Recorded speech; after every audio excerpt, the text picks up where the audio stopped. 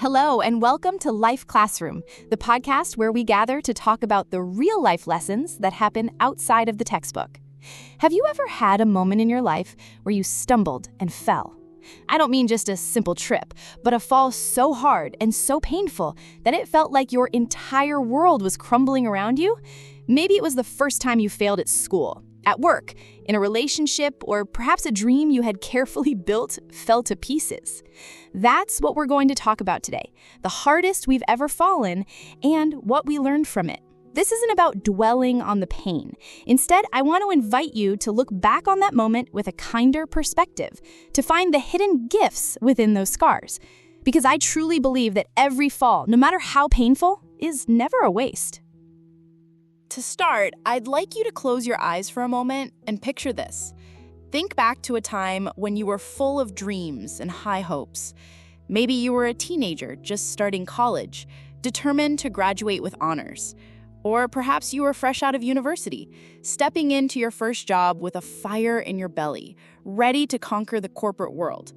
For some, it might have been the early days of building a small business, pouring your heart and soul into it. I had a moment just like that. If you don't mind, I'll share a personal story. After I graduated, I landed a job at a company I had admired for years. I felt like I was on top of the world. I poured everything I had into my work, dreaming of making a real impact and growing with the organization. Then, a huge project came up. It was the perfect opportunity to prove myself. I took the lead on that project with a little too much confidence. Maybe it was my lack of experience or my failure to see the bigger picture, but I made some critical misjudgments. In the end, the project was a complete disaster. It didn't just fail to meet its goals, it caused significant setbacks for my team and the company. The moment I realized the full extent of the failure, it felt like a physical blow. A wave of shock, embarrassment, and self-disappointment washed over me. The whispers of my colleagues, the look in my boss's eyes, it all replayed in my mind on a loop. The loudest question in my head was, am I really this incompetent? The world felt empty and dark. I'm sure many of you have felt something similar, haven't you? The first major failure often hits the hardest because it's our first real taste of a world that doesn't always go according to plan. It's the first time we realize we aren't as invincible as we thought. After the storm passes, what's left behind is the wreckage and a sense of being completely broken. This is often the most difficult part of the journey. It's a time when we can get stuck in a cycle of negative emotions, disappointment, grief, and feelings of worthlessness. Some of us might lock ourselves away, crying alone. Others might start blaming fate, the people around them, or, most painfully, themselves, over and over again. All of this is completely normal. Psychologists say that allowing yourself to feel sadness and disappointment is a crucial step in the healing process. Forcing yourself to be strong when you're falling apart inside can actually make the wound deeper and slower to heal. But what I want to explore with you today is, what can we find in that darkness?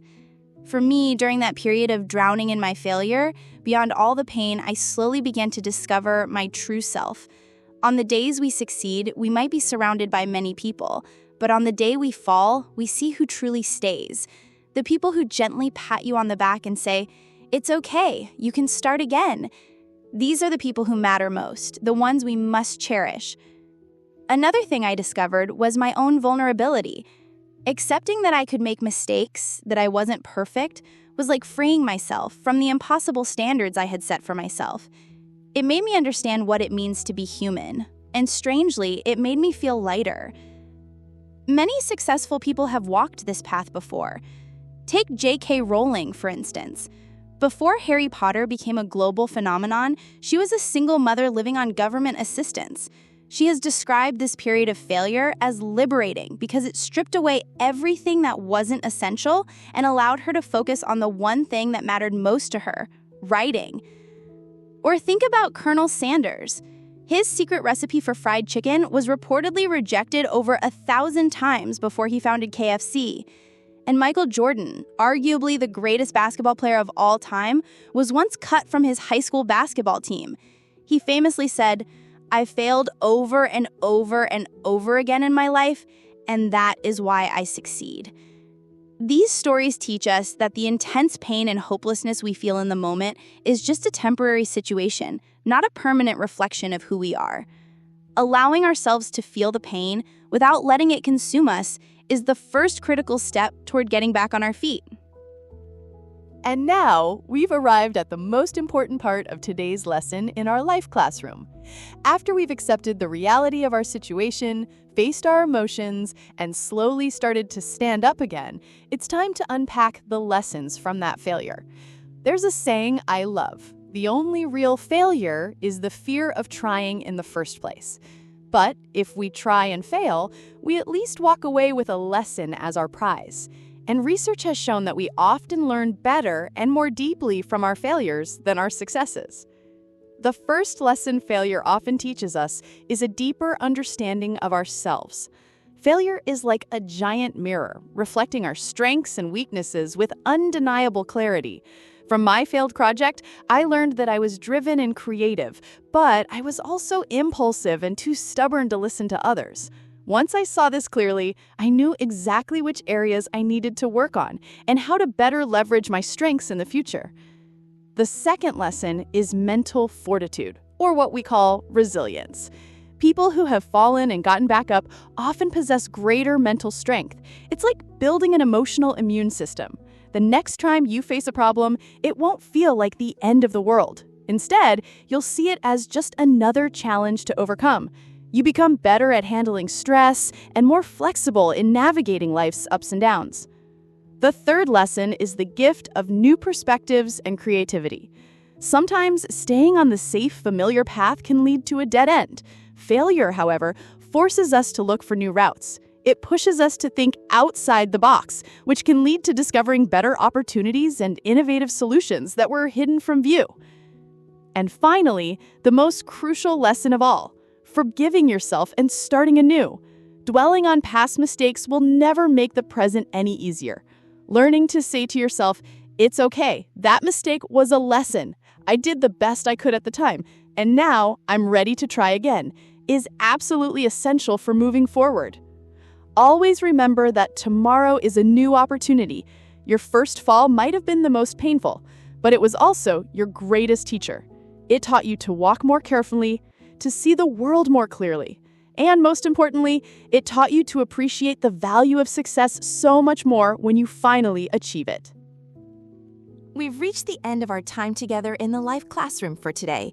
We've journeyed from the story of our hardest fall through the darkness of confronting our pain, all the way to harvesting the priceless lessons from that experience.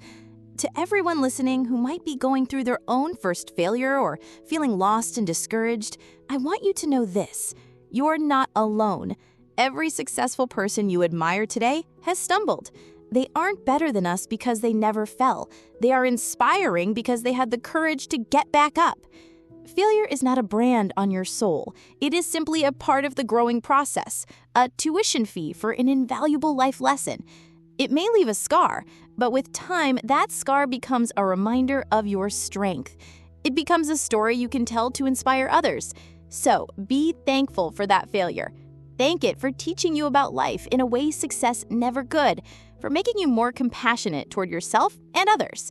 And be proud of yourself for making it through that difficult time. That's all the time we have for today. I hope our conversation has felt like a comforting friend, reminding you of your own resilience. I look forward to seeing you again in our next session, right here in the Life Classroom. Until then, take care.